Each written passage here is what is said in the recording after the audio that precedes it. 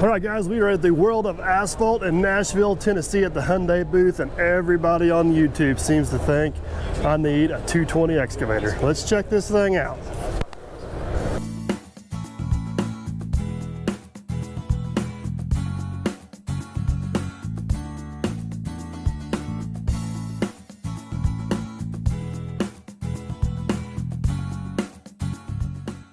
All right, guys, like I mentioned before, we're here at the Hyundai booth. I got Mike Fuller. For excavators.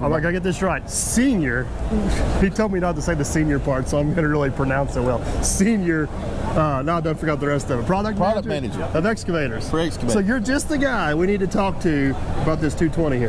Okay. So everybody on YouTube seems to think I need one of these machines, a 210 or a 220. Okay. I know a little bit about them, but I don't know everything about them, so show us. Wow. What's different between yours and the others, and what's so special about it? And then I guess you can try to sell me one if you want. The 220 comes with a 42-inch bucket, standard equipment. All Hyundai excavators, the new A models, have dual lock quick couplers. Now you say new A models. What's different between the A models and the previous model? Mainly the engine. Okay. We've changed some mapping with the hydraulic settings, and we'll talk about that when we get in the cab. Some of the panels, serviceability areas, and things of that nature. But the dual lock quick coupler, you don't have a safety pin that you have to remove out here. You can control Everything it from inside. Now, is that integrated into the monitor and the controls? It's just via a switch. Oh, switch. Okay, Yes, gotcha. And this is a 220 machine, so that's going to put it somewhere around the 56,000 pound. Yeah, depending on how it's configured. It comes standard with an 18.8 boom and a 9.7 arm. Gotcha. That's going to put you around 54 and change. Gotcha. Let's walk around this thing. So, auxiliaries, dual auxiliaries are standard equipment on the machine.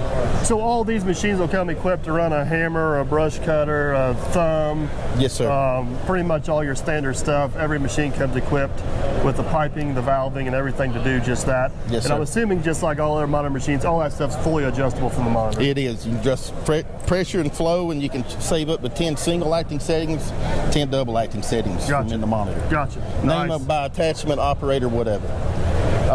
Also, Hyundai makes all their own cylinders. That cuts out the middleman, so if there's anything with design change or anything like that, you go straight to the source. I think that's something to kind of point out. We can maybe cover it a little more as we get farther back in the machine, but you guys make a lot of your own parts, final drives, pumps, swing motors. I mean, a lot of that stuff's done in-house, but you guys can control quality, and you can also control your timelines a lot better, which is kind of a big deal in this world right now. You guys have been able to, I think Ed told me the lead time on a lot of machines is like 8 to 10 months, right? Which is like half of some of the other manufacturers out there. Correct. That's a big deal. Yes, sir. Big deal. So, all of our casting points here at the arm tip and the boom arm pivot point, as well as the boom foot.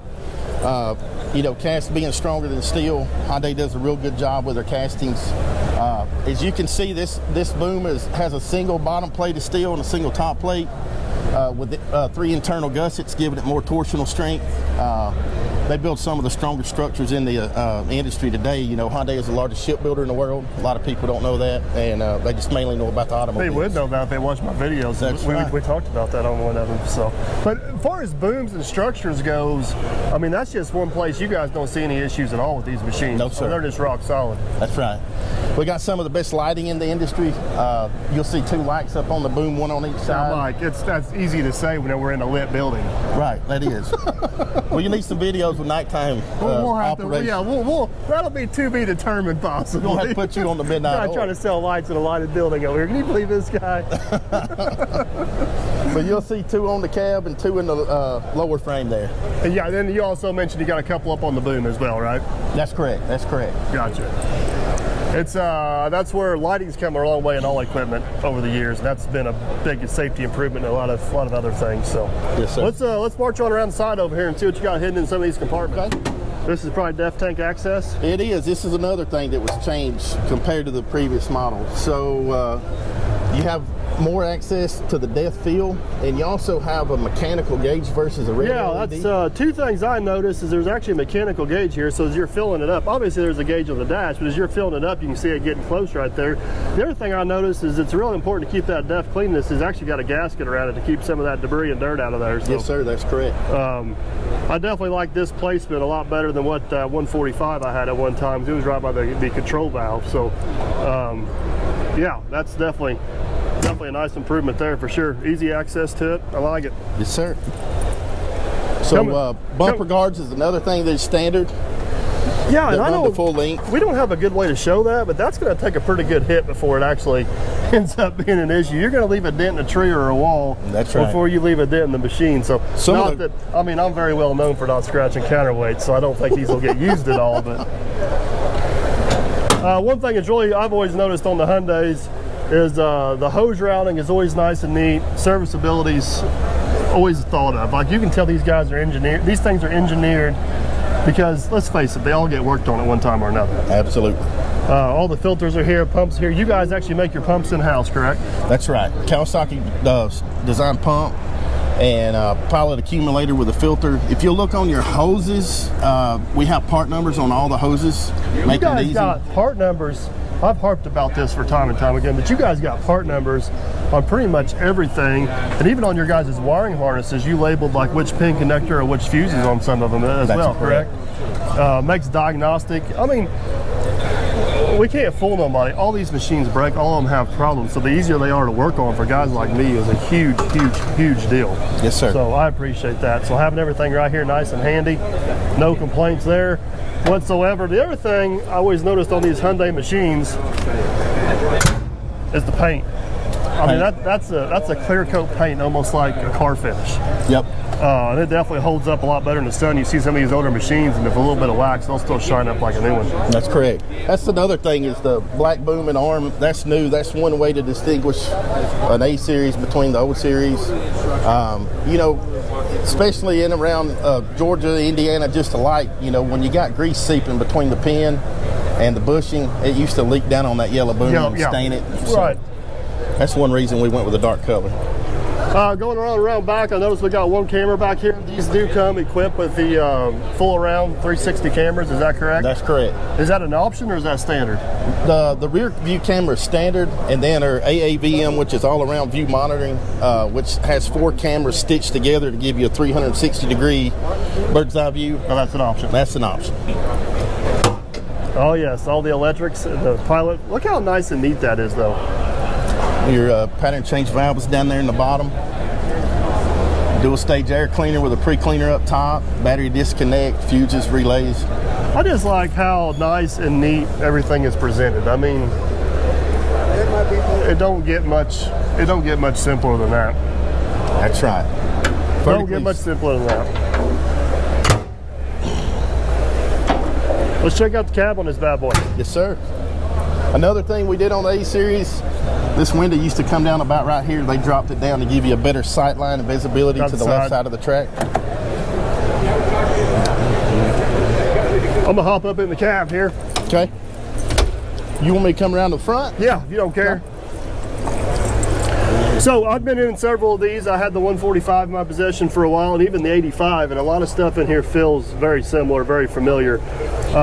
Any major upgrades or changes or differences that you can tell us about? Yes, sir. So auxiliaries were standard, as we said before, with proportional controls, but we also added the foot pedal. That way you have an option. So you can control your auxiliary hydraulics via foot pedal or joystick. That's correct. You change it from within the monitor. So you still have the 8-inch full color touchscreen monitor. Now, what I've always loved about these monitors is you can do good old-fashioned buttons on here. You can actually control it with this back here. What'd you say a while ago, like a beamer? Yeah, it's haptic control. So the journalists are very familiar with it. Or it's touchscreen. That's correct. So whether you're old school or new school or prefer this, you basically have 3 different ways to operate this monitor. That's correct. And I don't know what it looks like on camera, but it is very clearly displayed, very well laid out. This is by far my best monitor, or my favorite monitor I've seen in equipment. It's very user-friendly. Very user-friendly. Show us some of the features or some of the new stuff on it. Yeah, so we were talking about the work tools, for example. Go in here to menu and then mode. Go to work mode. We have lifting mode that's standard now. We can talk about that. We can drop down to drop down arrow. We have breaker, crusher, which is single acting and double acting. And for example, we can adjust our flow by sliding this bar, removing the arrows in increments of 10. And like I was saying before, you can save 10 single acting or 10 double acting settings from within the monitor. Right, so basically if I had, let's just say hypothetically I had a brush cutter, a thumb, a hammer, a crusher, and once I figured out how I wanted those settings, I could basically save all those in there and then just go back and name them, pick and choose, and that is correct. And go from there. Yeah.